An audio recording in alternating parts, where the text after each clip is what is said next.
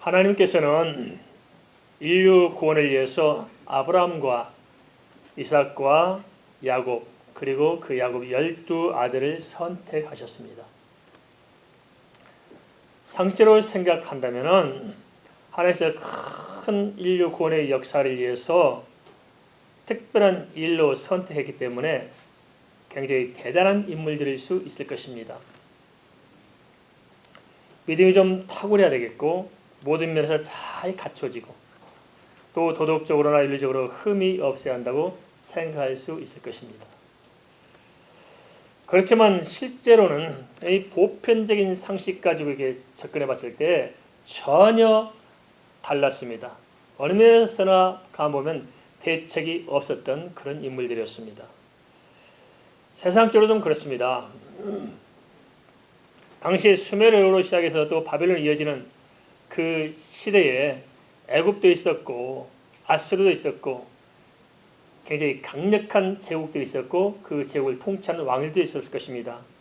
그런데 그런 왕들을 선택하지 않고 어찌 보면은 하층민들이었던 아브라함과 이삭과 야곱 그 아들들을 하나님께서 선택을 하신 것입니다. 게다가 여호수아 24장 2절 보니까 아브라함이 어떤 사람이냐 그 집안에 대해서 나옵니다. 아버지 데라는 우상 숭배하던 사람이었습니다. 그리고 다른 사람들의 의견에 보면은 그냥 우상을 숭배하는 그런 사람이 아니었고 우상을 숭배하도록 하는 이렇게 우상의 어떤 신상들 그래서 만들어서 파는 그걸로 밥 먹고 살았던 그런 사람이었습니다. 그런 집안에 있는 아브라함을 하나님께서 선택하셨습니다.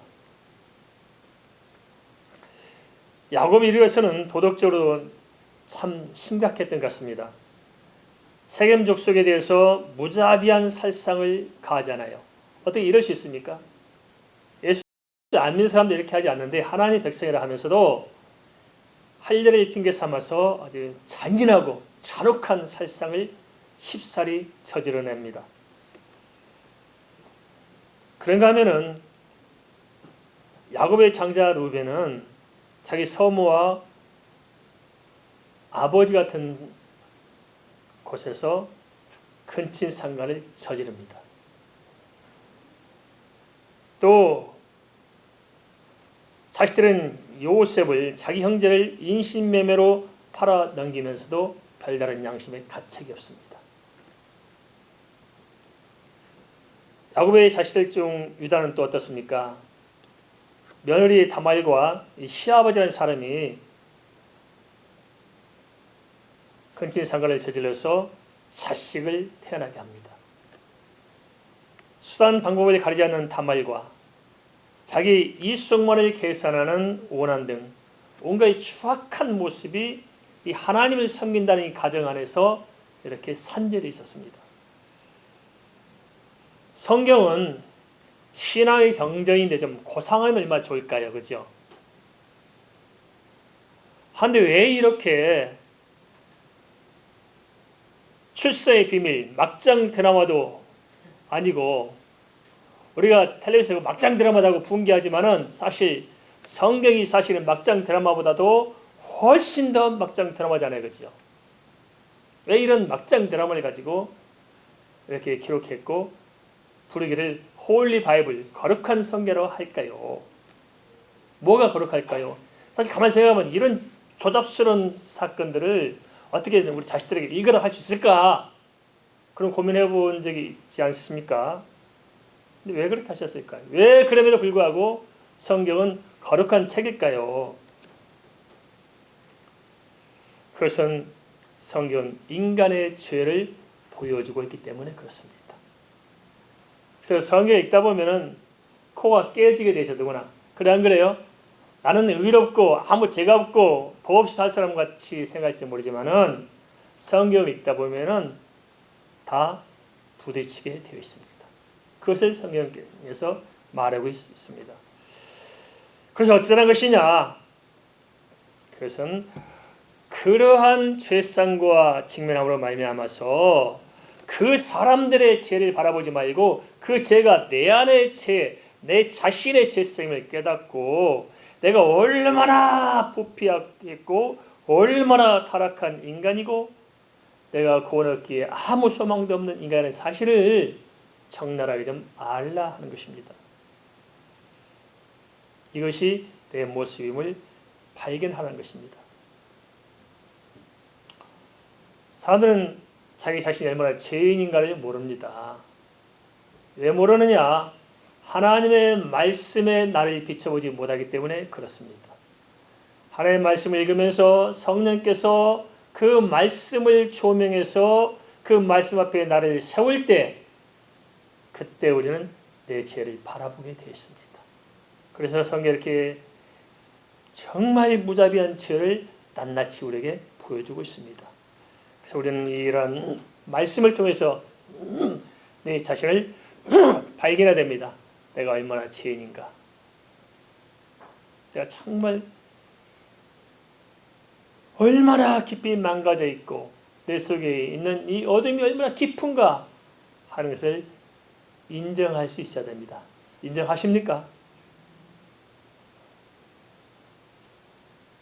반면에 성경은 인간의 상식과 또 전혀 다른 하나님께서 하시는 놀라운 일들을 보여주고 있습니다. 그것은 야곱의 12 아들들로 이스라엘 민족을 세우고 그렇게 잔혹하고 비천하고 엉망진창인 혈통을 따라서 메시아가 오도록 하셨다는 것입니다. 잘 알다시피 족장들에게 준 언약은 두 가지가 있었습니다. 하나는 하늘의 별처럼 바다의 모래알처럼 무수한 자손들을 약속하신 것이고 또 하나는 약속의 땅 가나안을 약속해 주신 것입니다.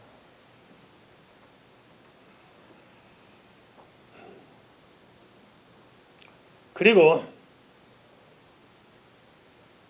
지나온 역사는 전적으로 가문이 이들을 통해서 하나님께서 말씀하신 그 언약이 다 성취됐음을 보여줍니다.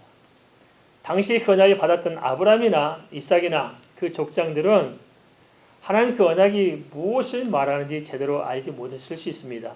그러나 우리는 후대에 태어나서 그 지나온 모든 역사를 알고 있기 때문에 하나님의 언약이 그렇게 성취됐음을 우리가 정확히 보는 것입니다.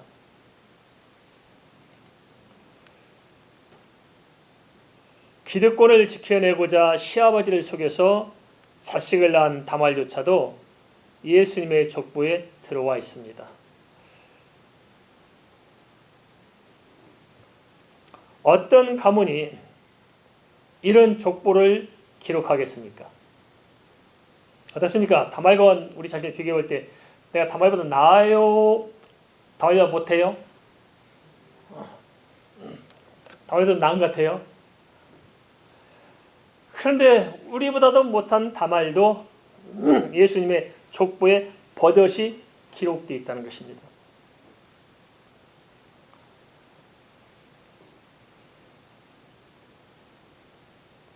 그렇게 형편은 다말했지만은 그러나 그 다말이 난 자식 중 베레스의 혈통을 따라서 우리가 믿는 예수 그리스도께서 이 땅에 오셨습니다. 그러면 예수님의 족보에 들어있는 다른 남자들은 또 다른 사람들은 뭐 좀 괜찮습니까? 따지고 보면 아담과 하와부터 인류 역사는 배반의 역사입니다. 하나님의 그 풍성한 은혜와 사랑에도 불구하고 배신 때리잖아요. 마태복음 1장 족보에 들어있는 남자들은 물론이고 여자들도 형편없습니다. 마리아만 빼놓고 다들 심각합니다. 그럼 마리아는 죄가 없었을까요? 아니에요.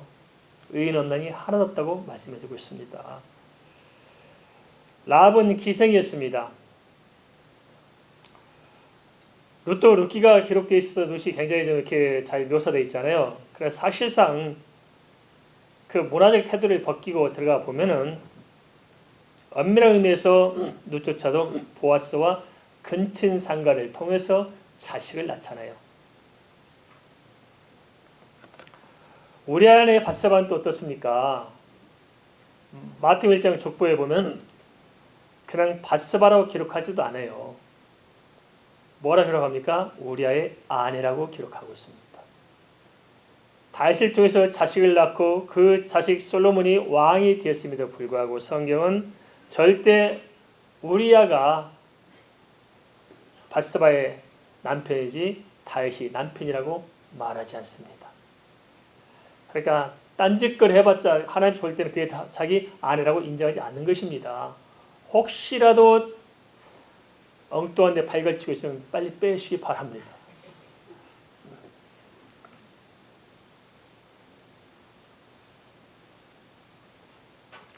그러면 성경이 이것을 통해서 무엇을 말씀하시고자 하는 것일까요? 그것은 철저히 타락하고 철저히 부패하고 철저히 아무런 구원을 소망도 없는 잔혹한 죄 가운데 완전히 적셔져 있는 이러한 인간들에게 하나님께서 베푸신 은혜가 얼마나 큰가 하는 것을 알라는 것입니다. 죄와 비교함으로 하나님의 전적인 은혜를 지금 우리에게 보여주고 있는 것이 아닌가 싶습니다. 이런 사람들까지 구원의 은혜 안으로 불러주셨다는 것입니다. 그러므로 우리도 구원 얻을 가망이 있다 없다? 가망이 있다는 것입니다. 본문의 전후 문맥을 보면 요셉을 기록하다가 뜬금없이 창세기 38장에서 유다의 치부를 끼워줍니다. 그러니까 지금 스토리가 이상하잖아요. 요셉에 대해 계속 쓰고 있었어요. 쓰고 있는데 그 중간에 전후 문맥에 아무 관계없이 딱 가운데 토막에다가 뭘 집어내요? 유다의 사건을 딱 집어넣고 엉뚱하게 유다를 좀 이야기하고 있습니다. 왜 그랬을까요? 성경은 모든 말씀이 하나님의 감동으로 되었지만은 또한 성경에서 쓰이는 말씀에 연결하는 모든 프레임까지도 사실은 하나님께서 주도 면밀하게 주관하셨습니다. 그래서 이것이 그냥 우연히 된 것이 아니고 이러한 것까지도 하나님께서 정확하게 감동하셔서 서열, 순서 모든 것을 잘 배치했다는 것입니다. 그렇다면 무엇을 위해서 이렇게 하셨을까요? 그 성이 흘러가는 흐름을 보면 두 가지를 우리가 살펴볼 수 있습니다. 하나는 뭐냐면 요셉을 통해서 하나님의 구속의 큰 이렇게 경륜을 보여주면서 인간이 우리가 그 밖으로 하나님의 큰 구속의 경륜을 바라보도록 하고 있습니다. 그 요셉을 통해 쭉 보여줍니다. 아브라함에게 했던 언약이 요셉에게 이렇게 이루어지는구나 해서 큰 틀에서 하나님이 인류 역사, 구원의 역사를 어떻게 이끌어 가시는가 하는 것을 우리가 보도록 하신다는 거예요.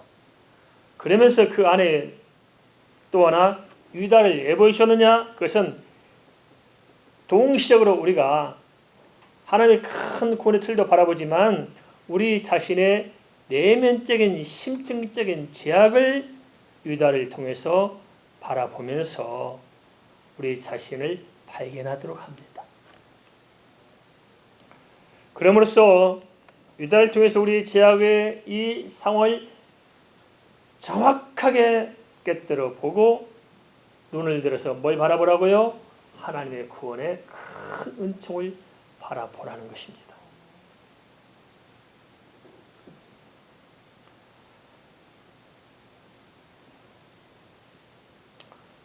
어느 누구도 인간은 죄인이 아닌 사람이 아무도 없습니다. 인간은 또한 구원 얻을 소망이 아무에게도 없습니다. 그렇지만 하나님은 이렇게 망가진 인간, 죄 가운데 길이 없는 인간에게 오셔서 그런 사람을 통해서 구원의 길을 여시는 것입니다. 이걸 오늘 성경 우리로 하여금 보게 하십니다. 다시 말씀드리면 구원의 양면을 동시에 보게 하신다는 것입니다. 하나는 인간의 편에서 인간이 얼마나 부패하고 타락했는가 하는 인간의 전적 부패, 전적 타락, 전적 무력한 모습을 실감 있게 보여준 것이고, 또 하나는 반대로 두 번째로 하나님의 전적인 은혜, 한량없는 사랑을 우리에게 보여주는 것입니다. 무조건적인 하나님의 사랑, 그것을 우리에게 알게 하신다는 것입니다. 로마서 7장 24절 이렇게 기록합니다. 오라 나는 공고한 사람이로다. 이 사망의 몸에서 누가 나를 건져내랴. 우리가 내 자신을 깨닫고 보면 탄식밖에 없잖아요. 어찌하면 좋을까? 나란 인간은 어찌하면 좋을까? 탄식밖에 없을 것입니다. 반면에 마태복음 11장 28절은 이렇게 주님께서 말씀하십니다. 수고하고 무거운 짐자들아 다 내게로 오라. 내가 너희를 쉬게 하리라. 할렐루야. 그래서 예수 잘 믿는 것은 잘 쉬는 것입니다. 잘 쉬시기 바랍니다. 잘 쉬려 하니까 그냥 밤에 한 10시간 자고 낮에 또 낮잠 자고 또 예배 시간에 졸고 앉아있고 이게 잘 쉬는 게 아니고 우리 영혼이 힘을 얻는 것입니다. 죄와 사망에서 벗어나게 해주신 주 예수 그리스도의 그 무한하신 은혜와 사랑을 알므로 인생의 짐을 주님께 내려놓고 죄와 사망의 짐도 내려놓고 마음을 쉬는 것입니다. 그래 가만 보면 사람들이 잘 쉬지 못하는 것 같아요. 다 보면 긴장되어 있죠. 안 그렇습니까? 옆 사람 바라보세요. 뭔지 모르게 긴장되어 있지 않습니까? 그렇죠? 마음을 내놓지 못해요. 사람들은 누구나지 악착같이 살아가는 것 같아요. 보니까 악착같이 살아가요. 왜 악착같이 살아갈까요? 행복해 보고 싶었어. 근데 행복합니까? 아니에요. 행복하지 못해요. 돈만 벌면 행복할 싶어서 쥐하러 열심히 하는데 아무리 돈을 벌어도 행복하지 못해요. 새끼들만 장가 보내고 시집 보내고 떨쳐내면 편히 살성 싶은데 행복해요? 안 그래. 속을 더 썩이는 것들이. 그죠? 우리 영혼이 하나님 안에서 쉬지 못하면은 이 세상에 어느 것도 우리를 쉬게 만들지 못합니다. 왜냐?